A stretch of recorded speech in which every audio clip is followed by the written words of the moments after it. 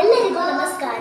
ಕರ್ನಾಟಕ ರಾಜ್ಯ ಶಿಕ್ಷಕರ ಪ್ರತಿಭಾ ಪರಿಷತ್ ಮೈಸೂರು ಮಕ್ಕಳ ಸಮಗ್ರ ವಿಕಾಸ ಶಿಕ್ಷಕರ ಸಮಿತಿಯಲ್ಲಿ ಆಯೋಜಿಸಿರುವ ಹಾಡು ಮಗು ಹಾಡು ಎಂಬ ಶಿಶುಗೀತ ಸ್ಪರ್ಧೆಯಲ್ಲಿ ನಾನು ಭಾಗವಹಿಸುತ್ತಿದ್ದೇನೆ.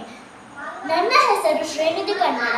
ನಾನು 5ನೇ ತರಗತಿಯ ವಿದ್ಯಾರ್ಥಿನಿ. ನನ್ನ ಶಾಲೆಯ ಹೆಸರು ಮರಿಯಂ ನಿಕೇತನ ಆಂಗ್ಲ ಮಾಧ್ಯಮ ಶಾಲೆ, ಬೆಳುವಾಯಿ. ತಿಂಗಳು ಬೆಳಗಿನ